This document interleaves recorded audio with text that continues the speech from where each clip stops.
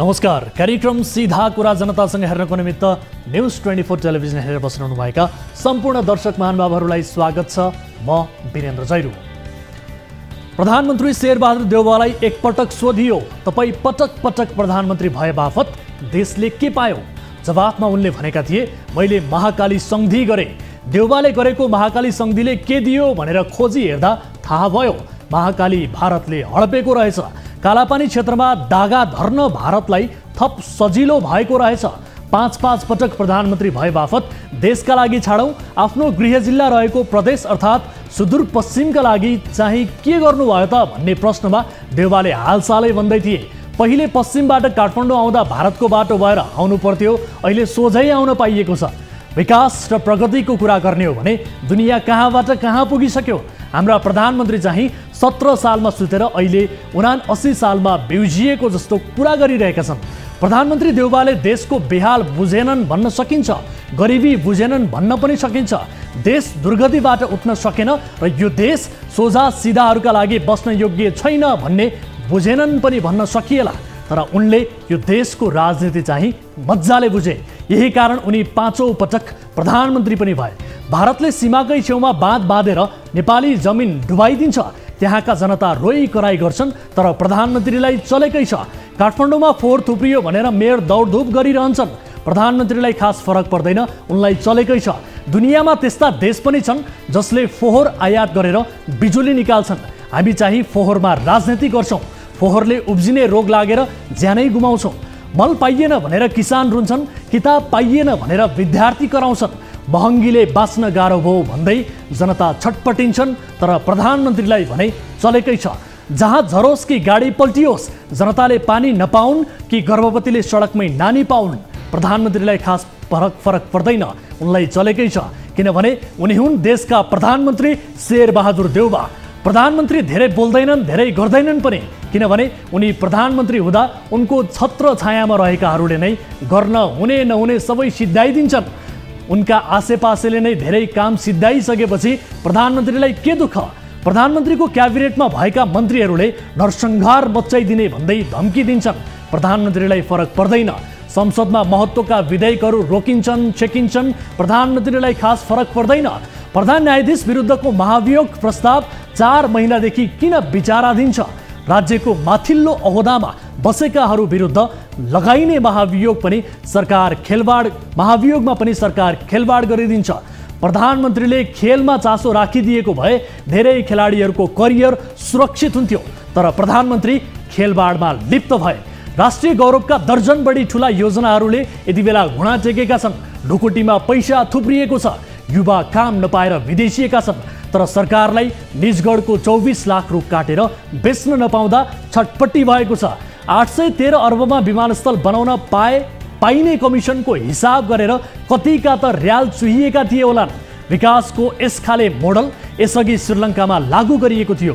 प्रधानमन्त्री देउवा, सत्ता साझेदार दलका अध्यक्षहरू प्रचण्ड, माधव नेपाल, उपेन्द्र यादव बसेर कहिल्यै मेलम्ची आयोजना, नीतिगत भ्रष्टाचार, रासायनिक मल, व्यापार घाटा, पुँजीगत खर्च, वैदेशिक रोजगारी आदि विषयमा छलफल गरेको कसैले सुनेको छ? यस्तो छलफल भएको कसैले पनि सुनेको छैन, किनभने हुँदै नभएको छलफलको कुरा सुनिँदैन। यी नेताहरूको भेट हुँदा अहिले पनि देउवाको चासो 6औं पटक कसरी प्रधानमन्त्री बन्ने भन्ने हुन्छ।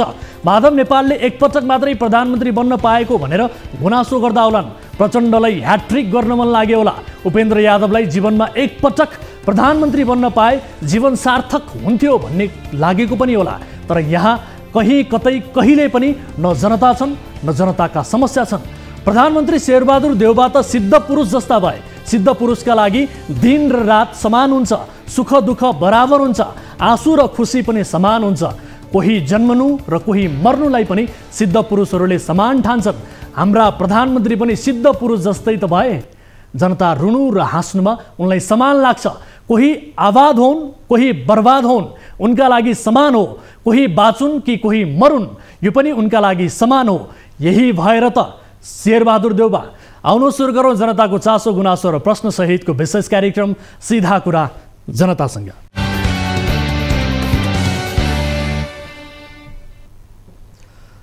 स्वागत छ दर्शक महानुभावहरू। कार्यक्रम सीधा कुरा जनतासँगको नयाँ श्रृङ्खलामा आज पनि उपस्थित भइसकेका छौँ। विविध विषयसहित आज पनि कार्यक्रममा उपस्थित छौँ।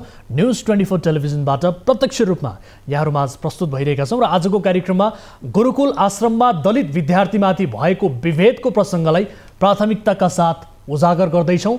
ललितपुरको एक आश्रममा पढ्ने भनी बर्दियाबाट आएका विद्यार्थीलाई दलित भन्ने थाहा पाएपछि भर्ना समेत नलिइकन आश्रमले फर्काइदिएको पीडित पक्षको आरोप छ। यस विषयको रिपोर्ट प्रस्तुत गरेसँगै गुरुकुलका अध्यक्षसँग यसको जवाबदेहिता लिने प्रयास आजको कार्यक्रममा हुनेछ। र यस्तै पछिल्लो समय नेपालबाट बिजुलीको निर्यात बढेको छ। अर्थात् हिजो आज नेपाल विद्युत प्राधिकरणले भारतलाई बिजुली बेच्न थालेको छ। यो सुखद समाचार हो। यो निर्यात कसरी सम्भव भइरहेको छ त? यस विषयको रिपोर्ट प्रस्तुत गरेसँगै नेपाल विद्युत प्राधिकरणका प्रबन्ध निर्देशक कुलमान घिसिङसँग प्रत्यक्ष कुराकानी गर्ने प्रयास आजको कार्यक्रममा हुनेछ। र यस्तै रौतहटमा एक सामुदायिक विद्यालय छ जहाँ एउटै परिवारका व्यक्तिले विद्यालयमा रजगज गरिरहेका छन्। व्यवस्थापन समितिको अध्यक्ष ससुरा छन्, प्रधानाध्यापक बुहारी छिन्, छोराछोरी शिक्षक छन्। 15 वर्षदेखि निरन्तर यो विद्यालयमा एउटै परिवारको राज छ। शिक्षाको बजेटमा झोले स्कुलको रजगज आजको कार्यक्रममा देखाउनेछौँ। र यस्तै जनता समाजवादी पार्टीका एक सांसदले एक मन्त्रीमाथि झन्डै हात हालहालको स्थिति सृजना गरेको विषय पनि आजको कार्यक्रममा छ। यस विषयमा ती सांसदसँग भएको के थियो यसको वास्तविकता बुझ्ने प्रयास हामी गर्नेछौँ उहाँसँगको प्रत्यक्ष कुराकानीबाट। यसबाहेक तपाईँ दर्शक महानुभावहरूसँगको प्रत्यक्ष कुराकानीमा पनि हामी जोडिनेछौँ, जसका लागि हामीसँग जोडिने माध्यम 1660112424 हाम्रो टोल फ्री नम्बर रहेको छ। यसै गरी एनसेल नम्बर 9801572424 र एनटिसी अर्थात् भाइबर नम्बर 9884 011 037। तपाईँले हामीलाई प्रत्यक्ष रूपमा कल गरेर आफ्ना गुनासाहरू, आफ्ना समस्याहरू राख्न सक्नुहुनेछ भन्दै कार्यक्रमको सुरुवात गरौँ ताली र गालीबाट। यसअघि हामीले सोधेको प्रश्न थियो, काठमाडौँ उपत्यकामा घर बनाउनका लागि 4 आनाभन्दा कम हुने गरी जग्गाको कित्ताकाट गर्न नपाइने सरकारको नयाँ नियम व्यवहारिक दृष्टिले उपयुक्त छ भन्नेले तालीमा र छैन भन्नेले गालीमा भोट गर्नुपर्ने थियो। जसअनुसार 72.34% तालीमा र 27.66% गालीमा मत जाहेर गर्नुभएको छ। यो मत परिणाम अनुसार सरकारको नयाँ नियम व्यवहारिक दृष्टिले उपयुक्त छ भन्नेमा बढी मत परेको छ, अर्थात् तालीमा बढी मत देखिएको छ। अब ताली र गालीका लागि आजको प्रश्न, सरकार राख्ने निकायहरू बीच सहमति भएर पनि काठमाडौँको फोहोर विसर्जन हुन नसक्नु राजनैतिक वा भूमाफियाको कारणले हो भन्नेले तालीमा र होइन भन्नेले गालीमा भोट गर्नुहोला। हाम्रो पात्रोको एप्लिकेसनमा गएर ताली र गालीका लागि भोट गर्न सक्नुहुनेछ र भोटिङ सुरु हुन्छ। अब दर्शक महानुभावहरू, विशेष गरी फोहोर व्यवस्थापन अहिले काठमाडौँ महानगरपालिकाका लागि टाउको दुखाइको विषय बनिरहेको छ र काठमाडौँ उपत्यकाको समग्र फोहोर व्यवस्थापन यति बेला चुनौतीको विषय बनिरहँदा भोलि फेरि एकपटक शहरी विकास मन्त्रालयले सिसडोलका बन्चरे डाँडाका बासिन्दाहरूसँग छलफल गर्ने भएको छ। विशेष गरी त्यहाँको सङ्घर्ष समितिलाई चिन्दैनौँ, हामी जनप्रतिनिधिका कुरा सुन्छौँ भनेर यसअघिको कार्यक्रममा हामीलाई शहरी विकास मन्त्री रामकुमारी झाँक्रीले बताउनु भएको थियो प्रत्यक्ष रूपमा, र सोही अनुसार भोलि फेरि यस विषयमा छलफल हुँदैछ। र अब काठमाडौँका मेयर बालेन शाहको जुन जिम्मेवारी छ यो चाहिँ बिस्तारै अब शहरी विकास मन्त्रालयमा केन्द्रित भएको अवस्था पनि छ, यही बुझ्न सकिन्छ। अब आजको पहिलो विषय यहाँहरू समक्ष प्रस्तुत गर्दैछु। बर्दियाबाट 2 परिवार काठमाडौँमा आइपुग्यो। काठमाडौँ आउनुको उद्देश्य थियो 4 बालकहरूलाई गुरुकुलमा संस्कृत पढाउने। 2वटा गुरुकुलले ती 2 परिवारका 4 बालकहरूलाई भर्ना लिने भएपछि उनीहरू झिटी झाम्टी बोकेर काठमाडौँ आए पनि 4 मध्ये 2 बालक ललितपुरको शङ्खमूल स्थित जगतगुरु आदर्श संस्कृत गुरुकुलमा भर्ना भएर पढ्न थाले। भर्ना भएको भोलिपल्ट गुरुकुलले ती नवछात्रहरू दलित भएको थाहा पायो। त्यसपछि ती दुवैलाई गुरुकुलबाट निकालिदियो। गुरुकुलबाट निकालिनुपर्ने अरू कुनै कारण थिएन, कारण थियो जात। टिभी जर्नलिस्ट उपेन्द्र शाहीले तयार पारेको यो विशेष रिपोर्ट हेर्नुहोस्। गुरुकुलमा पढ्न भन्दै 2 बालकको जेठ 21 गते टाउको मुण्डन लगायतका सबै प्रक्रिया पूरा गरियो र पूर्व सहमति अनुसार नै उनीहरू जेठ 21 गते ललितपुरको शङ्खमूल स्थित जगतगुरु आदर्श गुरुकुल पुगे। तर त्यसको भोलिपल्ट चाहिँ गुरुकुलले उनीहरूलाई निकालिदियो। नपढ्ने भनेर फर्किया। सुरुमा कहाँ पढ्ने भनेर भनेको थिए? सुरुमा सुरुमा यहीँ पढ्ने भनेको थियौँ अनि यहाँ आयौँ अनि फर्काइदिए। स्कुल पनि गएको अस्ति? कति दिन गयो स्कुल? स्कुल एकै दिन। अनि के भन्नुभयो स्कुलमा चाहिँ? के भनेर फर्काउनु भयो? के भन्नुभएको थियो स्कुलमा? कि यहाँ हुँदैन जानुपर्छ भन्नुभयो। अनि घरमा के पढ्नु पहिले पढिरहेको थियो कि के थियो? पढिरहेको थियौँ घर। पढिरहेको थियो? कतिमा पढ्छौ? 4मा। 4 क्लासमा पढिरहेको थियो। जेठ 22 गते गुरुकुलले ती बालकलाई भर्ना गर्न नसकिने जवाफ उनका परिवारलाई दियो। गुरुकुलमा भर्ना हुन 9 वर्षका भीमबहादुर सुनार र भूपेश्वर सुनार पुगेका थिए। गुरुकुलले जेठ 22 गते भर्नाका लागि बोलायो, तर बालकहरूको थर सुनिसकेपछि उनीहरूले भर्ना नै पाएनन्। कारण थियो कथित तल्लो जात। दलित हुनु भनेको नै हामी त यस्तो लागिरहेछ कि हामी भनेको त नेपालको नागरिक नै होइन कि यो एकदम अपहेलित भयो जस्तो भइरहेछ। अब संविधान विधानहरूमा त्यत्र चाहिँ दलितका विषयमा आरक्षण कोटादेखि लगाएर सबै चाहिँ व्यवस्थाहरू छ, तर पनि हामी भनौँ एउटा काठमाडौँ राजधानीको जस्तो यो सहरमा पनि हामीले मानव एउटा हिसाबले कोठा खोज्दाखेरि कोठा पनि नपाउने अवस्था छ। संस्कृत गुरुकुलमा पढ्न कपाल मुण्डन गरी परम्परागत प्रक्रियाहरू पूरा गरेर 2 दलित बालकहरू त्यहाँ पुगेका थिए। गुरुकुलले सुरुमा भर्ना लिने भनेर 4 बालकलाई अभिभावकसँग कुराकानी गरेको थियो, जस अनुसार नरेन्द्र आफ्ना 3 र भाइका 1 छोरा लिएर जेठ 18 गते काठमाडौँ आएका थिए। तर जातका आधारमा गुरुकुलले भर्ना गर्न अस्वीकार गरेपछि उनका परिवार निराश बनेका छन्। कस्तोलाई नि अब खिन्न त लागेछ। अब के गर्ने? अब हामी एउटै एक हिसाबले 2 महिला पुरुष मात्र बनाएको है भगवानले। त्यसपछि अब यिनीहरूले अब धेरै जात जाति बनाछन्। अनि अब के गर्ने? खिन्न त लागेछ। अब केटाकेटीलाई अब यस्तो यो कहिले नगराउने चिज गराइयो, अब वर्तिमन सर्तिमन गरियो। अब पहिला ल्याउनु भनेर ल्याएर लगेर भन्नुभयो र अनि बनाइयो। अहिले फर्काएर ल्याउँदाखेरि खिन्न त लागेछ। जगतगुरु गुरुकुलमा भर्ना गर्न नरेन्द्र आफ्ना छोरा भूपेश्वर र भाइका छोरा भीमबहादुरलाई लिएर गुरुकुल पुगेपछि त्यहाँका अधिकारीहरूले नाम र थर सोधेका थिए। बालकहरूको थर थाहा पाएपछि कोठा छैन भन्ने बहाना बनाएर उनीहरूलाई भर्ना गरिएन। नेपालको तिमुर चाहिँ हिन्दूको होइन भन्ने त्यो चाहिँ संस्कार सिकायो कि देखायो भनौँ। अब किनभने चाहिँ अब तपाईँको अरू धर्ममा क्रिस्चियन धर्म छ, मुस्लिम छ, या अरू धर्ममा बाहिरबाट आएर उनीहरूले धर्मको लागि लाखौँ लगानी लगाएर नेपालमा पुरा हाम्रै गाउँठाउँमा हुने नहुने पुरा धर्मको रूपमा मान्छेले पुरा गुट उपगुट बनाएर हिँडेका छन् होइन। तर हाम्रो यो नेपाली भएको कारणले हामीले हिन्दू धर्म मानेको कारणले हामीले हिन्दूप्रति यो धर्मप्रति हामी कटिबद्ध भएर लाग्न खोज्दा पनि तर यहाँका यिनीहरूले चाहिँ 52 जाति भन्नेहरूले हामीलाई चाहिँ बाइपास गर्न खोजिरहेका छन्। गुरुकुलमा शिक्षा दीक्षाका लागि विश्व हिन्दू महासङ्घका चन्द्रकान्त पौडेलले समन्वय गरिदिएका थिए। गुरुकुलका पदाधिकारीहरूले पौडेलसँग बालकहरू भर्ना गर्न सकिने जवाफ दिएका थिए। गुरुकुलले चाहिँ उनीहरू बच्चाहरू चाहिँ दलित भएकै कारणले नै फिर्ता गराउनु भएको हो। चन्द्रकान्त गुरुले चाहिँ के गरेको रहेछ भने चाहिँ फर्स्टचोटि उहाँले चाहिँ दलितको बच्चा नभनिकन सिट छ कि छैन भन्नुभएको थियो अरे। अनि भन्नुभयो अरे। अनि त्यो पछि चाहिँ सिट छ भनेपछि चाहिँ ऊ बच्चा चाहिँ म चाहिँ नजानी भन्दै हुनुहुन्थ्यो। अनि त्यही भएर फेरि चन्द्रकान्त गुरुले चाहिँ गुरुकुलमा लैजानको लागि चाहिँ व्रतबन्ध गराइदिनुपर्छ भन्नुभयो। उसले थाहा होला, हामीलाई चाहिँ यो बारेमा थाहा भएन। अनि सोही बमोजिम बालकका बाबु गुरुकुल पुगेका थिए, तर छात्रहरूको थर सुनार भन्ने थाहा पाएपछि अघिल्लो दिनसम्म भर्ना गर्न तयार भएको गुरुकुलले भोलिपल्ट कोठा छैन र सिट संख्या पुरा भएको भन्ने बहाना बनायो। पहिले भन्नु पर्थ्यो किन हामी यस्तो दलित जातिहरूलाई राख्दैनौँ र अनि ठुलो जातिहरूलाई मात्र राख्छौँ भनेर पहिले भनिदिनु पर्थ्यो। अब हामीले बच्चाहरू बोकेर अब ती टाढाबाट ल्याइसक्दाखेरिमा अब वहाँ लगेर जाँदाखेरिमा अब के भन्नुभयो भनेपछि अब चन्द्रकान्त गुरुहरू जानुभएको थिएन अगाडि हामी गथ्यौँ होइन बच्चाहरू लगेर। के भन्नुभयो भन्दाखेरि पहिला बच्चाहरूको नाम सोध्नुभयो होइन, नाम सोध्नुभयो। अब बच्चाहरूले त भनिदियो नि फटाफट यस्तो मेरो नाम यस्तो सुनार ऊ हो भनेर सबै दलितहरू सबै बताउँदाखेरिमा के भन्नुभयो भनेपछि अब त्यही लगेको दिनबाटै अब उहाँहरूको मनमा आयो के भएको थियो। अब पछि चन्द्रकान्त गुरु जानुभयो र अनि पछि भन्नुभयो अनि सुनार भन्दाखेरिमा उहाँहरूको शिर तल झुकिसकेको थियो होइन पहिल्यै। ठिक छ अब पछाडि जानुभयो र के कुरा गर्नुभयो होइन। पहिला कोठा खाली छैन भन्ने कुरा आयो उहाँ गुरुको मुखबाट, कोठा खाली छैन अहिले म राख्न सक्दैन भन्नुभएको थियो होइन पहिल्यै।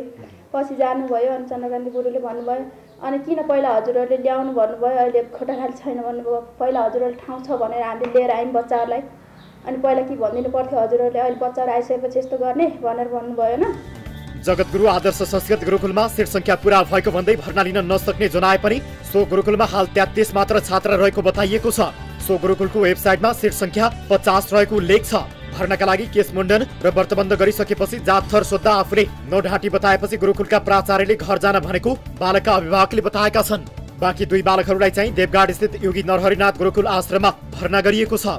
2 बालकहरूलाई दलित भएकै कारण भर्ना नलिएको खबर बाहिरिएपछि महोत्तरीको मठियानी स्थित एक गुरुकुलले पढाउने भएको छ। मठियानी स्थित राजकीय संस्कृत माविले दलित बालकहरूको शिक्षाको जिम्मेवारी लिने खबर यो घटनासँगै बाहिरिएको छ।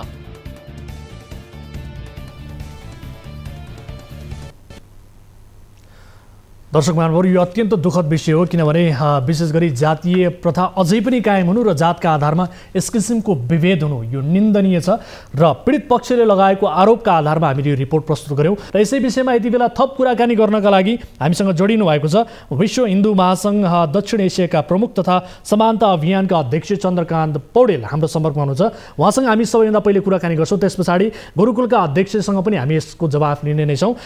चन्द्रकान्त सर, यहाँलाई स्वागत छ कार्यक्रम सिधा कुरा जनतासँगमा। हजुर सर, धन्यवाद। हजुर, अब यो विद्यार्थीहरूले भर्ना नपाएको विषय छ, जातकै आधारमा भन्ने कुरा आयो होइन।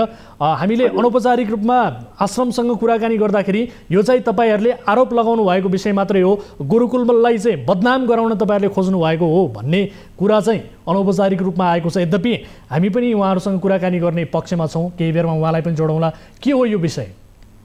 सर, बडो विडम्बनापूर्ण कुरा के छ भने नि, शङ्ख मूल त एउटा सिम्बल हो है। हजुर, नेपालभरिका गुरुकुलहरूमा जुन व्यवस्थापन समिति हुन्छ नि सर, व्यवस्थापन समितिहरू संविधान त वास्तवमा त्यहाँ दलित पनि हुनुपर्छ, महिला पनि हुनुपर्छ, जनजाति पनि हुनुपर्छ होइन। हजुर, नेपालभरिका कतिवटा गुरुकुलका समितिहरूमा दलितहरू हुनुहुन्छ, यसको एउटा डाटा हेर्नु होला। अर्को, नेपालभरि कति मन्दिरहरू मठ मन्दिरहरू छन्, मठ मन्दिरहरूमा समितिहरू छन्, कति समितिहरूमा चाहिँ दलितहरू हुनुहुन्छ, त्यो पनि डाटा हेर्नु होला। त्यसै गरेर यी तमाम धर्मगुरुहरू जसले अहिले अनेक प्रकारका चाहिँ झुटा प्रपञ्च कुराहरू गरेर आफ्नो ढाकछेप गरिरहनु भएको छ। तपाईँले आफै हेर्नुहोस्, विद्यालयले निकालेको जुन एउटा विज्ञप्ति छ, त्यो विज्ञप्तिमा के लेखेको छ भने हाम्रो गुरुकुलमा जनजाति हुनुहुन्छ भनेर लेखिएको छ। अनि भिडियोमा फेरि प्राचार्यले के बोल्नु भएको छ भने एकजना विद्यार्थीले ल्याएर उहाँ दलितको विद्यार्थी पनि भन्नुभएको छ। यो विषय मलाई पूर्ण रूपमा क्लियर छैन, क्लियर नभएको कुरा बोल्नु। तपाईहरुले चाहिँ जातीय कुरालाई उछाल्नु भयो, यसलाई बढावा दिनुभयो र त्यसकारण यो विषयलाई चाहिँ तपाईहरुले एउटा अस्त्रका रूपमा प्रयोग गर्नुभयो, गुरुकुललाई बदनाम गराउन भन्ने कडा आरोप तपाईहरुमाथि छ है सर, के भन्नुहुन्छ? तपाईलाई एउटा कुरा म भन्न चाहन्छु कि नेपाल सरकारले दलित महिला जनजातिका लागि संस्कृत पढे बापत नेपाल संस्कृत विश्वविद्यालय मार्फत छात्रवृत्ति र छात्रावासको व्यवस्था गरेको छ। सरकारले विश्वविद्यालय स्तरमा संस्कृत पढे बापत दलित महिला जनजातिलाई छात्रवृत्ति दिन्छ, तर विश्वविद्यालयमा पढ्नको लागि त आधारभूत कक्षामा पढ्नु पर्यो सर, हेर्नुहोस् है। अनि गुरुकुलहरूमा कति गुरुकुलमा चाहिँ दलितहरूलाई पढाइएको छ र हामीले बदनाम गर्यौं। उहाँहरूले त संस्कृतिलाई बदनाम गर्नुभएको छ, उहाँहरूले वेद पुराणको बदनाम गर्नुभएको छ। यी तमाम धर्मगुरुहरू जसले अझै पनि झुटा मोटा कुराहरूमा दलिल गरिरहनु भएको छ नि, उहाँहरूले वास्तवमा उहाँहरूको के हो भने नि उहाँले गरेका प्र्याक्टिस गलत हो र वेद पुराणले यस्ता उहाँले गरेका प्र्याक्टिसलाई गलत भन्छन्। र आज संसारमा के भयो भने सोसियल साइटको माध्यमबाट जनताले थाहा पाए कि उहाँहरूले गरिरहेको जाति विभेद वास्तवमा शास्त्र सम्मत होइन। उहाँहरूले गरेको जुन जाति विभेद छ त्यो एउटा मानवता विपरीत हो, संविधान विपरीत हो, शिक्षा ऐन विपरीत हो, मानव अधिकार विपरीत हो, मान्छेको मौलिक हक अधिकार प्रतिको विपरीत हो, एउटा मानवता एउटा सभ्यताको विपरीत कर्म हो यो। उहाँहरूले कतिवटा दलितहरूलाई चाहिँ उहाँले दीक्षा दिएर वेद पढाउनु भएको छ। उहाँले झुटा मोटा कुरा भनिरहँदा पौडेलजी यसो भनिरहँदा दलित भएकै कारण भर्ना लिएन आश्रमले भन्ने विश्वासिलो आधार चाहिँ के त? तपाईहरुले बोल्ने बाहेक त्यस बाहेकको आधार चाहिँ के छ, दिन सक्नुहुन्छ? भन्न चाहन्छु, सुन्नुहोस् सर, एउटा त उहाँ त्यो गुरुकुलमा जति विद्यार्थी पुग्नु पर्ने हो त्यति विद्यार्थी पुगेकै छैनन् र म यो जुन गुरुकुलमा सबैले पढ्न पाउनुपर्छ भनेको म भारतबाट नेपाल छिरेको आज 15-16 वर्ष भइसक्यो। मैले सप्ताह भनेकै 16 वर्षमा हो। 16 वर्ष हुँदाखेरि चौकोबाट मैले दलित जनजातिलाई वेद पढ्न दिनुपर्छ, यस्तो प्रकारको विभेद गर्नु हुँदैन भन्न मैले मेरो गाउँबाट बोलेको हो, हेर्नुहोस् है। अनि तपाईँको चाहिँ मैले यो शङ्खमुलको गुरुकुलको बारेमा मैले अध्ययन गरेको थिएँ र मैले चाहिँ त्यहाँ तेज प्रसाद भट्टराई भन्ने जो प्रिन्सिपल भाइ छन्, तिनी मेरा भाइ हुन्, तिनलाई मैले बाहिरबाट फोन गरेर, किनकि डाइरेक्ट दलितलाई लिएर आउँछु भन्ने भने त उहाँहरूले कुनै पनि हालतमा मान्नुहुन्छ, किनकि मैले कहीँ पनि मानेको देखेको छैन। हुन्न नै भन्थे, उनले सँगै राखेर पढाउन हुन्न नै भनेका थिए मलाई। मैले त्यो कुरा रेकर्ड गरेर मैले बाहिर त्यो भाइरल गराएर त्यो भाइरल हुन मलाई मन लागेन, तर उनले मलाई त्यही भनेका थिए। तर पछि मैले जब अन्य सूत्रबाट थाहा पाइसकेपछि त्यहाँ सिट खाली छ भन्ने थाहा पाइसकेपछि हामीले चाहिँ विद्यार्थी देशभरिबाट हामीले मगाइरहेका छौँ विभिन्न गुरुकुलहरूमा पठाउनको लागि, र हामीले बर्दियाबाट 4 जना बाबुहरूलाई यहाँ मगायौँ। उहाँहरू आउनुभयो, उहाँहरू आफैमा विपन्न परिवारबाट हुनुहुन्छ र उहाँहरूको यहाँ हामीले व्रतबन्ध संस्कारहरू गरायौँ, गायत्री मन्त्र सिकायौँ, सबै कुरा गराएर। अनि उहाँले अक्षर पनि नचिन्ने भनेर झुटो कुरा गर्नुभएको छ। भित्र बच्चाहरू 3-4 कक्षासम्म पढेका 5 कक्षासम्म पढेका बच्चाहरू हुनुहुन्छ। लकडाउनले गर्दाखेरि सबैको पढाइ डिस्टर्ब नै भएको छ। त्यहाँमाथि दलित समुदायमा सबैको कति उत्पीडन र त्यो बहिष्कारका बिचमा पढ्ने पढाइ र एउटा सम्मानका बिचमा पढ्ने पढाइमा अन्तर हुन्छ। ठिक छ, म केही बेरमा तपाईँलाई फेरि पनि जोड्ने छु आवश्यक पर्यो भने पौडेलजी। मेरो कुरा पुरा आउन दिनुहोस्, हजुर नबोल्नुहोस्। अनि एउटा त्यसपछि के भयो भने हामीले सबै कुरा गरेर हामी त्यहाँ विभेद उन्मूलन दिवसको दिनमा हामी 21 गते त्यो गुरुकुलमा गयौँ। गइसकेपछि सुरुमा त्यस्तो खासै केही कुरा भएन, नराख्ने पनि कुरा भएको होइन। पहिला चाहिँ ठाउँ छैन, यिनीहरूलाई पढ्न आउँदैन दाइ भन्ने कुरा गरेँ, र होइन पढाइदेऊ, उहाँहरू अलि गरिब हुनुहुन्छ, उद्धारै गर्नुपर्छ भन्ने कुरा भयो। अनि मैले चाहिँ कुनै पनि हालतमा भर्ना गर्नुपर्छ भनेर त्यस रात अभिभावकहरूलाई त्यहीँ बस्नलाई अनुरोध गरेँ र बाबुहरूलाई पनि त्यहीँ राखिदिएँ। मैले धोती फेरेर मैले त्यहीँ राखिदिएँ। अनि त्यसपछि गएर म घर फर्किएँ। तर के भयो भने रातारात चाहिँ त्यो रात चाहिँ मैले जगतगुरु मोहन शरण देवाचार्यसँग कुराकानी गरेको छु। उहाँले पनि भर्ना गराउनुहोस् भनेर भन्नुभएको छ। हुन्छ भन्नुभएको छ। मैले उहाँलाई दलितका बच्चाहरू हुन्, तपाईँ चाहिँ दलितका छोरा भनेर चाहिँ हटाउन पाउनुहुन्न भन्दाखेरि हुन्छ, मैले चाहिँ रोक्दिनँ, भर्ना गराउँ भनेर भन्नुभयो। अनि टिकाराम अर्याल भन्ने संस्थाको त्यहाँ जोडिएको एकजना अध्यक्ष हुनुहुन्छ, उहाँले पनि भर्ना गराउनु भन्नुभयो।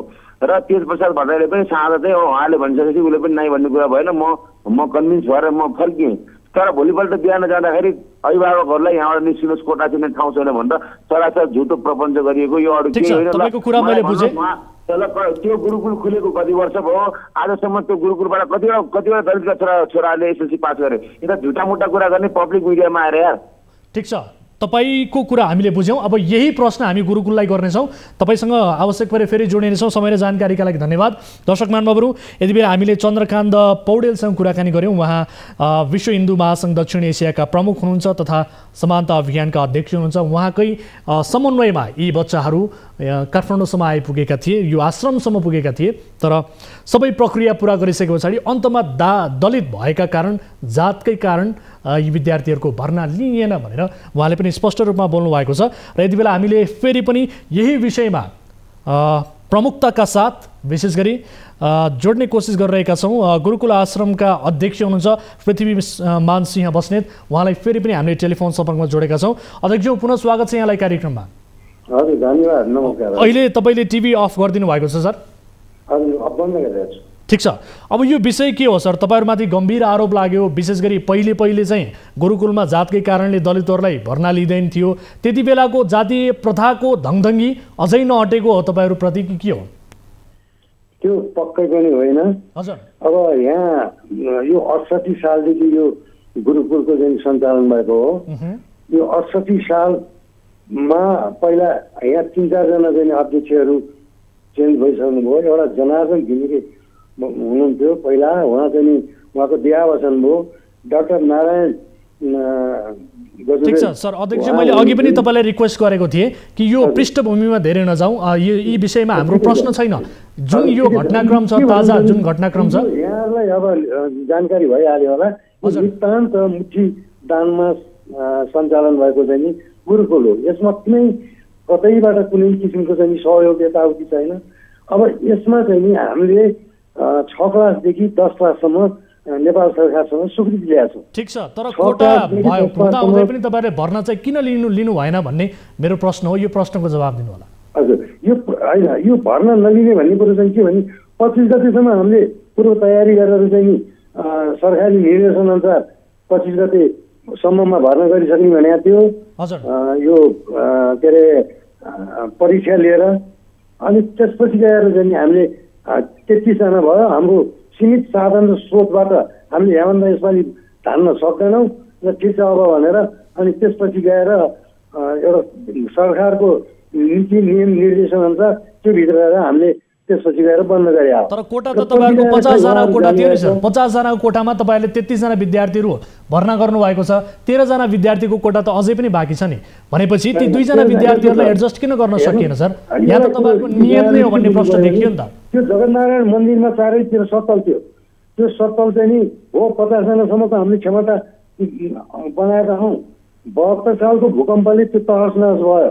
तहस-नहस भएपछि त्यहाँ चाहिँ जम्मै हामी सबै मान्छेले चन्दा मागेर आफूले चन्दा हालेर त्यहाँ चाहिँ टिनको छाप्रोहरू टिनका चाहिँ टहराहरू बनाएर हामीले बनाएका छौँ। त्यहाँ त्यसै चाहिँ त्यो विद्यार्थीहरू बच्चाहरूलाई अरूको त्यो कहाँ कहाँदेखि दुर्गम क्षेत्रबाट आएका बच्चाहरू एलसीदेखि महाकालीसम्मका बच्चाहरू छन्। ती साना साना शिशुहरूलाई हामीले चाहिँ त्यहाँ राख्नुपर्ने हुन्छ। कति बिरामी पर्छ। कोटा नै थिएन, तपाईहरुको पूर्वाधारले भ्याउँदैन भने ती बच्चाहरूलाई चाहिँ किन बोलाइयो त सर? बर्दियाबाट किन बोलाइयो? तपाईहरुको पूर्व स्वीकृतिमा विद्यार्थीहरूले कपाल समेत मुण्डन गरे, व्रतबन्ध गरे सर भन्ने कुरा पनि छ। हामीले देखायौँ पनि। यसो प्रक्रिया पुरा चाहिँ किन गर्न लाग्यो त सर? यदि तपाईहरुको कोटा थिएन भने किन बोलाउनु भयो? मलाई यी कुराको कुनै जानकारी नै थिएन। एकदम स्पष्ट कुरो मैले तपाईहरुको मिडिया मार्फत भन्दैछु। मलाई यो कुरोको जानकारी थिएन। जब त्यहाँ अनेक घटना घट्यो, त्यहाँ गुरुहरूमा त्यहाँ विवादहरू आयो, के भइसकेपछि पछि उहाँहरूले मलाई जानकारी दिनुभयो। आखिर त्यो परिस्थिति चाहिँ नि यहाँ चाहिँ आइपरेछ। है मेरो कुनै निर्देशन र भर्ना गर्नु अथवा यो नगर्नु भन्ने कुरो चाहिँ थिएन। हामीले पहिले नै हाम्रो चाहिँ कोटा सिद्धियो 6 क्लासभन्दा 6 क्लासदेखि 10 क्लाससम्म चाहिँ भर्ना गर्ने हो। हाम्रो त्यस अनुसारको चाहिँ नि 6 क्लासमा 10 जना छन्। 10 जना चाहिँ हामीले भर्ना भइसक्यो हुनाले हाम्रो चाहिँ अध्यक्षज्यू अब यो विषयमा शिक्षा मन्त्रालयको पनि ध्यान आकर्षण भएको छ। यहाँले जानकारी पाउनु भएको छ कि छैन? भोलि तपाईहरुको आश्रममा जाने भन्ने कुरासम्मको अनौपचारिक जानकारी हामीले पाएका छौँ। हजुर। अब तपाईहरु के गर्नुहुन्छ भन्नुहोस्? अब के गर्ने भन्ने कुरो छैन। ठिक छ, सरकारले हामीलाई चाहिँ जिम्मा लिएर सरकारले नै त्यहाँ चाहिँ सम्पूर्ण खर्च व्यवस्था गर्छ भनेदेखि त हामीलाई त्यो झन् टाउको दुखाइ नै भएन। हामी त स्वागत गर्छौँ। त्यो उहाँहरूले नै त्यसरी गर्नुहुन्छ भनेदेखि त हामी खुसी साथ हामी सञ्चालन गर्नलाई हामी एकदम सहज रूपबाट गरिदिन्छौँ। हस्, यो विषयलाई हामी फलोअप गर्नेछौँ। यदि जातकै कारणले यसरी निकालिएको भने यो अत्यन्त निन्दनीय छ सर। यसको घोर भत्सना गर्छौँ। एउटा कुरो यहाँले एउटा कुरो मनन गर्नुहोस् भने योभन्दा अगाडि 2 जना चाहिँ नि दलितहरूले नि त्यहाँ पढेका रहेछन्। हेर्नुहोस् हजुर, म गुरु के अरे म त्यहाँको अध्यक्ष हुनुभन्दा अगाडि एउटा के अहिले के रमजेल भन्ने 2टा। ठीक छ, विगतका कुरा नगरौँ न सर। विगतमा ती दलितहरूलाई पढ्न पनि दिइएको थियो सर। यो चाहिँ अब अनर्गल उहाँहरूको के मकसद हो, उहाँहरूको उद्देश्य के हो, त्यो चाहिँ हामीले बुझ्न सकेनौँ। उहाँहरूले त्यसै चाहिँ यस किसिमको आरोप लगाउनु भएको हो। ठिक छ, त्यो आरोपको तपाईमाथि लागेको आरोपको जवाब तपाईले दिने अवसर पाउनुभयो। हामीले त्यही आधारमा प्रश्न पनि सोधेका छौँ। अन्यथा नलिनु होला। समय र जानकारीका लागि म यहाँलाई धन्यवाद दिन चाहन्छु। यो विषयमा हामी फलोअप गर्नेछौँ। हाम्रो यथार्थ कुरो यहाँले चाहिँ उजागर गरिदिनु हो। यसको लागि यहाँहरूलाई र यो टेलिभिजन लगायत यहाँहरूलाई धेरै धेरै धन्यवाद। किनकि हामीले आफ्नो कुरा पनि राख्न पाएँ। एकतर्फी रूपमा जुन आज कान्तिपुरमा नै आयो, सबैतिर आयो, यसको चाहिँ हामीले आफ्नो कुरा नि राख्नु पाएँ। यसको लागि यहाँहरूलाई धेरै धेरै मुरी धन्यवाद। धन्यवाद। दर्शक महानुभावहरू, हामीले यस विषयमा कुराकानी गऱ्यौँ र यो विषयलाई हामी फलोअप गर्नेछौँ। किनभने जातीयका आधारमा यस किसिमका गतिविधिहरू हुनु र कसैलाई पढ्नबाट वञ्चित समेत गराइदिनु यो अत्यन्त निन्दनीय विषय हो। र विशेष गरी जातीय प्रथाका आधारमा हुने विभेदका विषयमा हामी हाम्रो आवाजलाई निरन्तर रूपमा बुलन्द बनाइरहेका छौँ। अब अर्को विषयतर्फ यहाँको ध्यान आकर्षण गराउन चाहन्छु। जनता समाजवादीका सांसद रामबाबु यादवले आफ्नै पार्टीबाट मन्त्री भएका राजेन्द्र श्रेष्ठलाई बिहिबार कुट्न मात्रै सकेनन्। प्राप्त खबर अनुसार यादवले मन्त्री श्रेष्ठलाई कुट्नै चाहिँ झम्टेका थिए, तर मन्त्रीका अङ्गरक्षकले रोके। स्थानीय विकास तथा सामान्य प्रशासन मन्त्रालयको जिम्मेवारी सम्हालिरहेका मन्त्री श्रेष्ठसँग सांसद यादवको रोष चाहिँ आफूले सिफारिस गरेका योजनाहरू बजेटमा नपारिएको भन्ने थियो। मन्त्रीको कार्यकक्षमा बिहिबार जे हङ्गामा भयो। यस विषयमा हामी कुराकानी गर्नेछौँ। विशेष गरी हामीसँग यति बेला सांसद जोडिनु भएको छ रामबाबु यादव। उहाँ हाम्रो सम्पर्कमा हुनुहुन्छ। यो घटनाको वास्तविकता के हो उहाँसँग प्रत्यक्ष रूपमा कुराकानी गर्नेछौँ। माननीयज्यू, यहाँलाई स्वागत छ कार्यक्रम सीधा कुरा जनतासँगमा। धन्यवाद। हजुर, अब मन्त्री भएका राजेन्द्र श्रेष्ठलाई झन्डै कुट्न आँट्नुभयो भन्ने खबर आयो यति बेला, के हो वास्तविकता? अब कुनै मिडियाले त कुटेकै खबर लिएर आयो, तपाईँबाट झन्डै कुटेको जस्तो आयो, त्यस्तो भएको होइन। तर कुटेकै भन्ने पनि आएको छ। हजुर, चर्काचर्की बहस भएको हो। हजुर, कुट्न चाहिँ खोज्नु भएको हो? होइन होइन, त्यस्तो मैले भन्दै चर्काचर्की बहस मात्रै भएको हो। हजुर, टेबलमै ठोक्नु भयो, तपाईँले त कुट्नै बट्टिनु भयो, त्यहाँ बडीगार्डले रोक्नु भयो भन्ने कुरा छ। सुन्नुहोस्, हजुर, जे छ त्यो साँचो बोल्नुपर्छ, साँचो जनताको अगाडि जानुपर्छ। मैले टेबल ठोकेको हो, पानीको बोतल बजारेको हो, हजुर, यो भएको हो। मैले उहाँलाई आफ्नो क्षेत्रको जनताको आवश्यकताको योजनाहरू 2 चोटि दिइसके। उहाँले यो आगामी वर्षको योजनामा उहाँले पार्नु भएन। मैले मङ्गलबार उहाँलाई फोन गरेँ, मैले दिएको योजनाहरू परेन, किन परेन मलाई समय दिनुहोस्। अनि आजको समय बन्या थियो 12 बजेको। हजुर, मैले 12 बजे पुग्दाखेरि मैले भनेको थिएँ तपाईँ सचिव र डिजीलाई समेत ल्याइराख्नु होला, मलाई किन मेरो योजना समावेश गरिएन, मसँग किन पूर्वाग्रही भयो तपाईँको मन्त्रालय, मलाई चित्त बुझाउनु पर्छ। मैले उहाँलाई कुरा राखेका थिएँ। आज पुग्दाखेरि उहाँको डिजी र सचिव काठमाडौँ बाहिर भएको नाताले उहाँ भन्नुभयो कुरा राख्नुहोस्, कुरा के हो? मैले भने म प्रति किन पूर्वाग्रही भयो तपाईँको मन्त्रालय र तपाईँ? मसँग योजना पनि लिनुभयो र योजना एउटा पनि योजना समावेश गरिएन। हामीसँग भोट लिने, कर लिने अनि अन्न मात्रै लिने हामीले बनाउनु भयो, किन त्यसरी भयो भनेर मैले सोद्धाखेरि उहाँले होइन पर्या होला, उहाँले चर्केर कुरा गर्नुभयो। भनेपछि तपाईँले सिफारिस गरेका योजनाहरू बजेटमा नपारिएपछि यो परिस्थिति सृजना भयो। अब अङ्गरक्षकले नरोकेको भए झन्डै तपाईँ हिर्काइहाल्नुहुन्थ्यो होला है? होइन होइन, त्यहाँ तपाईँ नभएको अवस्थामा त्यसरी भन्न मिलेन। हजुर, त्यहाँ अंगरक्षक थियो, हामी 2 जना सांसद थिए, उहाँको पिए थियो, अरू कर्मचारी पनि थिए मन्त्रालयका। चर्काचर्की भएको, बहस भएको। बहसपछि उहाँले पहिला ढाँट्नुभयो, होइन पर्या होला, मैले बुक पल्टाएर हेर्नुहोस् मेरो पर्या छैन। त्यसपछि उहाँ ढाँट्नुभयो, तपाईँले नदिनु भएको होला। मैले उहाँले प्रमाण पुगाएँ, प्रमाण पुगाइसकेपछि उहाँ गल्नुभयो, त्यही बिचमा चर्काचर्की बहस भएको छलफल। भनेपछि उहाँले त्यो योजना पारिएको छ भनेर पहिला झुट बोल्नु भएको रहेछ? हो, यो योजना पर्या होला, तपाईँ राम्रो गरी नहेर्नु भएको भनेर उहाँले भन्नु। अनि त्यसो भनिसके पछाडि तपाईँले बुकमा नदेखेपछि तपाईँलाई रिस उठ्यो अनि मन्त्रीलाई जोगाउन अङ्गरक्षकहरू नै आउनु पर्यो होइन त? सुन्नुहोस्, बुकमा त मङ्गलबार नै मैले हेरिसकेँ। तपाईँकै टेबलमा बुक छ, तपाईँ आफै बुक हेर्नुहोस् अनि त्यसरी म माथि आरोप नलगाउनुहोस् योजना पर्या छ भनेर।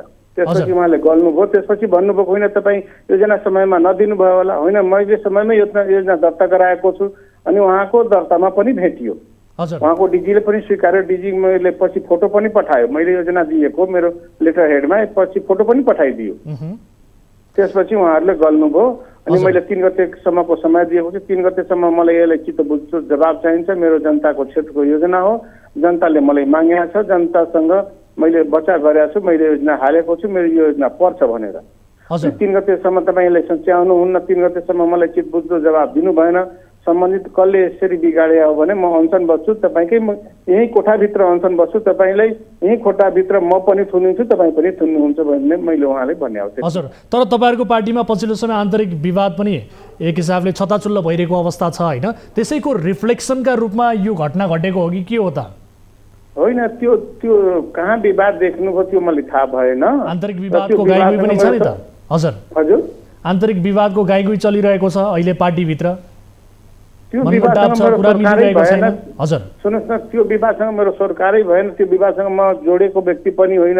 म त एउटा जनताको प्रतिनिधि भएको नाताले जनताले हराए खटाएको काममा मैले खटिआएको व्यक्ति हो। हस्, म समय र जानकारीका लागि धन्यवाद दिन्छु। तपाईँले आफ्नो कुरा राख्नु भएको छ। आजको घटनाक्रम के भयो तपाईँसँग प्रत्यक्ष रूपमा हामीले यसबारे बुझ्यौँ र जनतालाई जानकारी पनि गरायौँ। समय दिनुभयो, यहाँलाई धेरै धेरै धन्यवाद। धन्यवाद धन्यवाद। दर्शक महानुभावहरू, जनता समाजवादीका सांसद रामबाबु यादवले आफ्नै पार्टीबाट मन्त्री भएका राजेन्द्र श्रेष्ठलाई झन्डै कुटेको र कतिपय मिडियामा त कुटेकै भन्ने किसिमका खबरहरू यति बेला सार्वजनिक भएका छन्। यस घटनाको अन्तर्य के हो, वास्तविकता के हो, स्वयं हामीले सांसद रामबाबु यादवसँग कुराकानी गरेर बुझ्यौँ र यसबारे दर्शकहरूलाई जानकारी गराउने प्रयास पनि गऱ्यौँ। कार्यक्रममा पालो भएको छ ब्रेकको। ब्रेक पछाडि फेरि पनि उपस्थित हुनेछौँ। यहाँहरू हेरिरहनु भएको छ कार्यक्रम सीधा कुरा जनतासँग, मात्र न्युज 24 टेलिभिजनमा।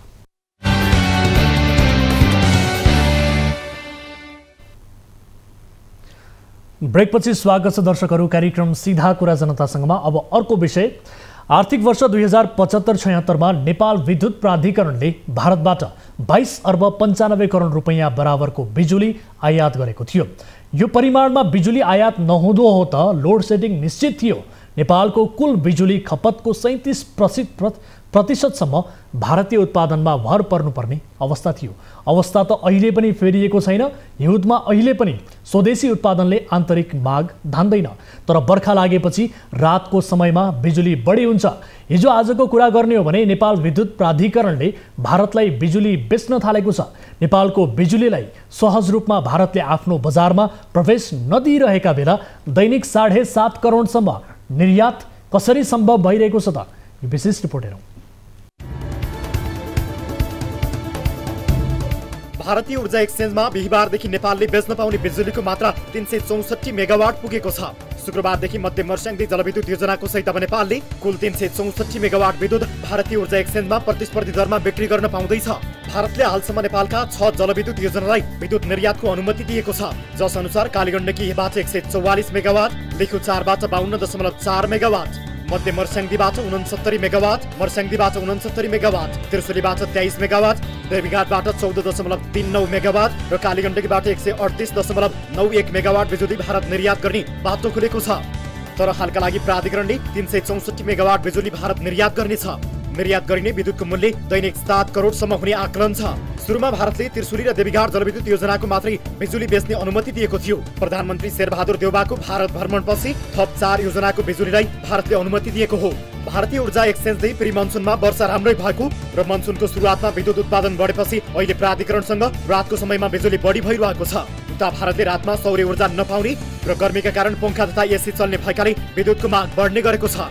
नेपालसँग हाल विद्युतको जडित क्षमता 2200 मेगावाट छ, तर दैनिक यही परिमाणमा विद्युत उत्पादन चाहिँ हुँदैन। जलाशययुक्त कुलेखानी जलविद्युत आयोजनाबाट आवश्यकता अनुसार विद्युत उत्पादन गरिन्छ। औसतमा दैनिक 1600 मेगावाट विद्युत उत्पादन भइरहेको छ, तर खपत भने पिक आवरमा पनि 1550 मेगावाट मात्रै छ। हिउँदमा सुखयामा हाहाकार हुन्छ, बरसातमा खेर जान्छ। खेर जाने बिजुली सदुपयोग गर्नलाई नीति खै त? नीतिगत पूर्वाधार चाहियो अनि भौतिक पूर्वाधार चाहियो। अहिले तपाईँको कुनै पनि चिया प्रशोधन उद्योगमा बिजुलीको तपाईँको चाहिने प्रसारण लाइन त छैन, बनाएकै छैन। फेरि अब त्यसै अझ भनौँ न, अझ चाहिँ यार्सा गुम्बुको झोल्ने कथा हाल्छ। यार्सा गुम्बु टिप्ने सिजनै भनेको वर्षाभन्दा अलि अगाडि हो, अनि उनीहरूले त्यसलाई प्रशोधन नेपाललाई गर्न सकिन्थ्यो नि। अहिले त यार्सा गुम्बु नै कच्चा पदार्थको विदेश जान्छ र विदेशीले त्यसलाई प्रशोधनको औषधि बेचेर धनी हुन्छन्। हाम्रा चाहिँ गरिब नेपालीहरूले टिप्ने क्रममा ज्यान गुमाउँछन्। हामी ठगिरहेछौँ। त्यस कारण खेर गएको बिजुली भारतले किनिदियो भनेर दङ्ग पर्ने एउटा लेभलमा भयो। तर त्यो खेर गएको भन्ने बिजुलीलाई नेपालमा सदुपयोग गर्ने भने सोच्या खै 2 दशक भयो। समस्या त्यो भयो। 15-15 मिनेटको मूल्य फरक, प्रतिस्पर्धी मूल्यमा बिक्री हुन्छ बिजुली। भारतीय ऊर्जा एक्सचेन्जले 15-15 मिनेटको बलक बनाएर प्रत्येकको मूल्य फरक तोक्ने गरेको छ। ठेका आवरमा निर्यात गर्न सक्दा राम्रो मूल्य पाइने र माग कम हुने समयमा बिजुलीको मूल्य कम तोकिने गर्छ। नेपालले अधिकतम 19 रुपियाँ 20 पैसामा पनि बिजुली निर्यात गरेको छ भने न्यूनतम 4 रुपियाँमा पनि बिक्री गरेको छ। औसतमा 9 रुपियाँ 88 पैसामा नेपाली बिजुली भारतमा बिक्री हुँदै आएको छ। माथिल्लो तामाकोसीले अझै पाएन अनुमति। नेपालले भारतीय ऊर्जा एक्सचेन्जमा 456 मेगावाटको माथिल्लो तामाकोसी जलविद्युत आयोजनाको बिजुली बेच्ने प्रस्ताव गरेको छ, तर भारतले माथिल्लो तामाकोसीमा चिनिया लगानी रहेको भन्दै निर्यात अनुमति दिएको छैन। माथिल्लो तामाकोसीको सिभिल निर्माणको ठेक्का चिनिया कम्पनीले पाएको कारण चीनले नै यो आयोजना बनाइदिएको भारतीय बुझाइ छ। तर माथिल्लो तामाकोसीमा नेपालका विभिन्न कम्पनी, बैंकदेखि सर्वसाधारणसम्मको लगानी छ। 100% स्वदेशी लगानीमा निर्माण भएको माथिल्लो तामाकोसीको सिभिल इन्जिनियरिङको काम गर्ने ठेक्का चिनिया कम्पनीले पाएको थियो। खासमा यो आयोजनामा चीनले लगानी गरेको नभएर सरकारी कम्पनीले चाहिँ चिनियाहरूलाई पैसा दिएर काममा लगाएका थिए। दर्शक महानुभावहरू, यो सुखद समाचार हो। विशेष गरी भारतलाई बिजुली निर्यात भइरहेको छ। यस विषयमा हामी थप कुराकानी गर्ने कोसिस गरिरहेका छौँ। यो कसरी सम्भव भयो भन्ने विषयमा नेपाल विद्युत प्राधिकरणका प्रबन्ध निर्देशक कुलमान घिसिङलाई हामी टेलिफोन सम्पर्क मार्फत जोड्ने प्रयास गरिरहेका छौँ। उहाँसँग हामी यो कसरी सम्भव भयो, अथवा हाम्रो क्षमता यही हो कि अथवा योभन्दा थप हामी निर्यात गर्न सक्छौँ यदि भारतले अनुमति दिँदा भन्ने विषयमा पनि हामी कुराकानी गर्ने कोसिस गरिरहेका छौँ। यो बर्खा लागेपछि रातको समयमा बिजुली बढी हुन्छ। हिजो आजको कुरा गर्ने हो भने विशेष गरी अहिले भारतलाई विद्युत निर्यात गर्ने अवस्थासम्म हाम्रो देश पुगेको छ। यस अवस्थामा हामी कुराकानी गर्ने प्रयास त गरिरहेका छौँ, तर उहाँले टेलिफोन उठाउनु भएको छैन। उहाँ हाम्रो सम्पर्कमा हुनुहुन्छ, मैले जानकारी प्राप्त गरेअनुसार उहाँसँग कुराकानी गर्छु। कुलमान सर, यहाँलाई स्वागत छ कार्यक्रम सीधा कुरा जनतासँगमा। धन्यवाद। हजुर, अब नेपाल विद्युत प्राधिकरणले भारतमा बिजुली निर्यात चाहिँ बढाएको विषय हामीले रिपोर्टमा पनि भर्खरै देखायौँ। प्राधिकरणको क्षमता अनुसार नै विद्युत निर्यात भइरहेको हो कि अथवा भारतले अनुमति दिँदा हामी थप बिजुली पनि निर्यात गर्न सक्छौँ? के हो अवस्था? हाम्रो क्षमता भएरै गरेको हो। क्षमता भएन भने त हामीले निर्यात गर्न सक्दैनौँ हैन। योभन्दा बढी पनि क्षमता छ। हामीले अहिले भारतले जुन करिब 364 मेगावाटको चाहिँ स्वीकृति दिएको थियो निर्यात गर्नलाई। हजुर, त्यो चाहिँ हामीले 6 वटा प्रोजेक्टहरूबाट त्यो हामीले निर्यात गर्न सुरु गरिसकेका छौँ। करिब 364 मेगावाट चाहिँ विद्युत चाहिँ भारतमा निर्यात भइरहेको छ। हजुर, अब प्राधिकरणको जडित क्षमता 2200 मेगावाट भनिएको छ होइन? भारतले अनुमति दिएमा कति मेगावाटसम्म चाहिँ निर्यात सम्भव छ?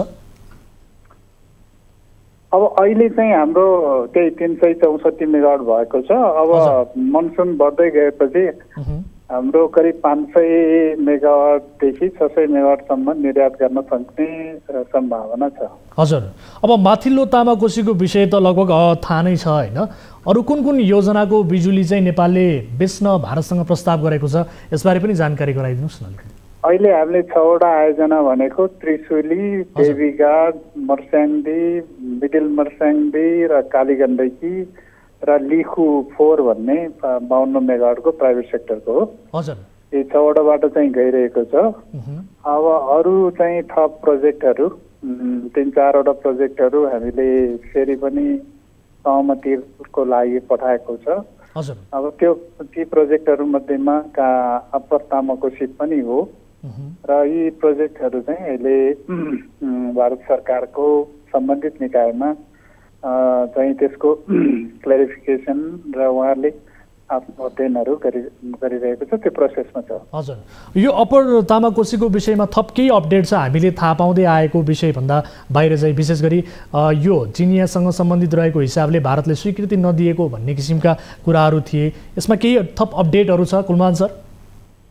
त्यो होइन। अब के हो भने कुनै पनि प्रोजेक्ट चाहिँ उहाँहरूले चाहिँ उहाँहरूको प्रोसेस छ, लामो प्रोसेस हुन्छ। हामीले विगत 6 महिनादेखि प्रोसेस गरिरहेकोमा अस्ति हाम्रो प्रधानमन्त्रीजीको चाहिँ भ्रमणको बेलामा भारतीय समकक्षी प्रधानमन्त्रीज्यूको दुईटैको जुन प्रेस मिटमा नै उहाँहरूले नेपालको जुन विद्युत छ बिस्तारै चाहिँ इन्डियामा एक्सपोर्ट गर्नलाई हामी सहमति दिन्छौँ भन्ने किसिमको जुन उहाँहरूले बोल्नुभएको थियो भारतीय प्रधानमन्त्रीले, र एउटा joint vision statement and power sector cooperation भनेर पनि एउटा जारी भएको थियो। त्यो अन्तर्गतै यो धेरै कुराहरू नेपाल र इन्डियाको बिचको पावर सेक्टरको कोअपरेसनको अरू पनि आयामहरू खुल्दै जान्छ र एकदमै अब चाहिँ नेपाल मात्रै होइन बङ्गलादेशसम्मको विद्युतको बजार नेपाललाई उपलब्ध हुँदै जान्छ। अब गत वर्षमा चाहिँ वर्षामा रातको समयमा बिजुली खेर गएको भनेर समाचारहरू पढ्न पाएको थियो होइन? यसपटक के होला, के आकलन गर्नुभएको छ? अब रातको बिजुली हाम्रो खेर जाँदैन। हजुर, भारतमा रातकै बिजुलीको भाउ चाहिँ एकदमै बढी छ। हाम्रो रातको बिजुली खेर जाने अवस्थामा हामी जुन रातको बिजुली निर्यात गर्छौँ त्यही रातको बिजुलीको चाहिँ भाउ बढी छ भारतमा। त्यही भएको हुनाले हामीलाई अहिले खेर जाने स्थिति छैन। हजुर, अब तातो विषयमा पनि जोडिहालौँ। विशेष गरी सरकारले सित्तैमा सबैलाई चाहिँ इन्डक्सन दिने कार्यक्रम सुनाएको छ। यस्तो भयो भने कुनै समयमा धेरै नै बढी माग हुने, अरू बेला चाहिँ खेर जाने स्थिति नबन्ला भन्न सक्ने अवस्था रहन्छ? अब कुनै पनि स्किम चाहिँ लागू हुँदाखेरि एकैचोटि त्यो आउँदैन, त्यसको पेनिट्रेसन बिस्तारै हुन्छ र हाम्रो जुन इन्फ्रास्ट्रक्चर छ, हाम्रो चाहिँ पूर्वाधारहरू छ, वितरण लाइनको, प्रसारण लाइनको र सबस्टेसनहरूको चाहिँ पूर्वाधारहरू बन्दैछ। धेरै चाहिँ पूर्वाधारहरूको चाहिँ कामहरू भइरहेको छ। कारणले बिस्तारै आउँदै गरेको चाहिँ लोडलाई हाम्रो पूर्वाधारहरूले धान्छ भन्ने नै लाग्छ मलाई। बिस्तारै अब त्यसको लागि हामीले जुन पूर्वाधार बनाउने, पूर्वाधारमा लगानी गर्नुपर्ने विषय चाहिँ छँदै छ। यसमा चाहिँ धेरै ठुलो लगानी गर्नुपर्ने छ। हामी लगानी गर्दै पनि छौँ सरकारबाट र विद्युत प्राधिकरणको आफ्नै सोर्सबाट पनि हामी वितरण प्रणालीलाई सुधार गर्न लागिरहेछौँ र यो बिस्तारै अगाडि बढ्छ। हजुर, अब केही विज्ञहरूले के भनिरहनु भएको छ भने बिजुली बेचेर होइन, आन्तरिक रूपमा चाहिँ बिजुली खपत गरेर समृद्धि प्राप्त गर्न सकिन्छ भन्ने किसिमको तर्कहरू प्रस्तुत गरिरहेका छन् होइन। अब यो अवस्थामा तपाईँहरूले बिजुली खपत बढाउन नसक्नु भएको हो त? केही व्यक्ति होइन, नेपालको सबै व्यक्तिले विद्युत खपत गरेर मात्रै नेपाल समृद्ध हुन्छ भन्ने हो। मेरो पनि मान्यता त्यही हो, सबै नेपालीको मान्यता त्यही हो। सबैले के भन्छौँ भने हामी विद्युत खपत गरेरै हामी समृद्ध हुन्छौँ भन्नुपर्छ, हो पनि त्यही हो। तर एउटा कुरा के हो भने खपत तपाईँको खपत चाहिँ हरेक दिन, हरेक महिना, हरेक घन्टा फरक हुन्छ। त्यो फरक भएको बेलामा मैले त्यो खपत नभएको बिजुली खेर फाल्नुभन्दा मैले बेच्नु राम्रो हुन्छ। त्यो चाहिँ त्यो बिजुली चाहिँ खपतै हुँदैन भने त बेच्नु पर्यो नि। अब त्यो त्यत्तिकै फाल्यो भने त्यसको त कस्ट त हाई हुन्छ। तपाईँले चाहिँ आलु चाहिँ म बेच्दैन भनेर कुहिएर गयो भने के हुन्छ त्यसको त जेरो भ्यालुमा जान्छ नि। त्यही कारणले हामीले खपत गर्ने हो, तर बचत भएको चिजलाई बेचेर कमाउने हो। यो चाहिँ सबैको मान्यता हो। हजुर, हस्। अब मेरो अन्तिम प्रश्न यहाँलाई के छ भने तपाईँहरूले यति धेरै मेहनतका साथ काम गरिरहनु भएको छ, तर पनि केही पब्लिकको गुनासो के छ भने यो बिजुलीको चाहिँ भरै पर्न सक्ने स्थिति छैन, बिजुली क्वालिटीको भएन, बेला बेलामा झ्याप जान्छ, त्यसकारण पनि अब ग्यास चाहियो भन्ने कुराहरू पब्लिकबाट आइरहेको अवस्था छ। यसलाई समाधान गर्न नसक्ने हो कि अथवा के हो त यो क्वालिटी कम हुनुको कारण? मैले त्यही कुरा गरिरहेको छौँ। अहिले नेपालमा विद्युतको दुईटा कुरालाई हामीले फोकस गरिरहेछौँ। एउटा चाहिँ रिलायबिलिटी, भरपर्दोपन, कहिले पनि ट्रिप हुनु भएन। अर्को क्वालिटीको सप्लाई, भोल्टेज कम हुनु भएन भन्ने कुरामा हाम्रो चाहिँ सम्पूर्ण ध्यान गएको छ र त्यो भनेको ठुलो लगानी चाहिन्छ र समय पनि चाहिन्छ। हामीले धेरै ठाउँमा प्रसारण लाइन, सबस्टेसनहरू बनाउँदैछौँ र धेरै ठाउँमा यी संरचना बनाउनलाई केही समय लाग्छ र इन्भेस्टमेन्ट पनि ठुलो इन्भेस्टमेन्ट चाहिन्छ र त्यो इन्भेस्टमेन्ट आन्तरिक र बाह्य दुवै सोर्सबाट हामी जुटाउँदैछौँ र यो कुरालाई चाहिँ आजको आज चाहिँ टेन्डर गरेर आजै चाहिँ सम्पन्न हुन्छ भन्ने छैन। टेन्डर गर्नलाई केही समय लाग्छ र कन्स्ट्रक्सन गर्नलाई केही समय लाग्छ र अर्को कुरा चाहिँ किनभने पूर्वाधार बनाउनलाई नेपालमा धेरै ठुलो समस्या छ। वनदेखि लिएर जग्गाको समस्याहरू छन्, राइट अफ वेको समस्या छन्। हुँदा अदालतमा गएर स्टे अर्डर आउँछ, त्यसपछि बनाउन सकिँदैन। आज चाहिँ पूर्वमा हाम्रो विद्युत धेरै बढी भएर खेर गइरहेको अवस्था छ भने पश्चिममा चाहिँ हामीले चाहिँ दुम्कीवासमा दुईटा टावर नभएर पूर्वको विद्युत पश्चिम लान सकिरहेको अवस्था छैन। त्यो भएको हुनाले यो अवस्थाहरू चाहिँ यो राज्यको पनि दायित्व हो, हाम्रो पनि दायित्व हो, पब्लिकको पनि दायित्व हो। अब विद्युत चाहिँ मलाई रिलायबल सप्लाई भएन भन्ने आम सर्वसाधारण जनताले पनि आफ्नो घर अगाडि एउटा ट्रान्सफर्मर, एउटा पोल गाड्यो भने चाहिँ राख्नै नदिने परिस्थितिले पनि समस्या आएको छ। यो समस्या चाहिँ सबैले बुझिदिनु हुन म अनुरोध पनि गर्छु। हस्, म समय र जानकारीका लागि यहाँलाई धेरै धेरै धन्यवाद दिन चाहन्छु कुलमान सर। धन्यवाद। दर्शक महानुभावहरू, विशेष गरी बिजुली बेचेर होइन, आन्तरिक रूपमा चाहिँ बिजुली खपत गरेर देशलाई चाहिँ समृद्ध बनाउन सकियोस् भन्ने किसिमको अपेक्षा सबैको छ, नेपाली नागरिकहरूको पनि रहेको छ। यस अवस्थामा देश पुगोस् भन्ने हामी सबैको चाहना पनि हो। यस विषयलाई हामीले प्रस्तुत गऱ्यौँ र यिनै विषयहरू प्रस्तुत गर्दै आजलाई कार्यक्रमको निर्धारित समय सकिएको छ। एउटा महत्त्वपूर्ण रिपोर्ट बाँकी थियो, विशेष गरी रौतहटको एउटा झोले स्कुलको विषय, जहाँ एउटै परिवारले सामुदायिक स्कुलमा रजगज गरिरहेको विषय थियो। यो विषयलाई आगामी कार्यक्रममा हामी प्रस्तुत गर्नेछौँ। यो विषयका लागि प्रतीक्षा गर्न दर्शकहरूलाई अनुरोध गर्न चाहन्छौँ। आजका लागि यिनै विषयहरू प्रस्तुत गर्दै कार्यक्रमको निर्धारित समय सकियो। थप न्युजका लागि हाम्रो वेबसाइट www.news24nepal.com हेर्नुहोला। साथै हामीलाई फेसबुक, ट्विटर र युट्युबमा पनि फलो गर्न सक्नुहुनेछ। साथै कुनै पनि समस्यामा पर्नु भएको छ भने तपाईँहरूको समस्या समाधान गर्नका लागि हामीले 24 हेल्प डेस्क निरन्तर रूपमा सञ्चालन गरिरहेका छौँ। 1660112424 हाम्रो टोल फ्री नम्बर, यसै गरी एनसेल नम्बर 9801572424 र एनटिसी अर्थात् भाइबर नम्बर 9884 सकेको समस्याहरू समाधान गर्ने कोसिस हाम्रो तर्फबाट हुनेछ। यदि समाधान गर्न सकिएन भने त्यसलाई सल्लाह दिएर हामी हाम्रो तर्फबाट सहयोग गर्ने कोसिस गर्नेछौँ। आजका लागि कार्यक्रम सीधा कुरा जनतासँगबाट म वीरेन्द्र जैरू बिदा हुन्छु। नमस्ते।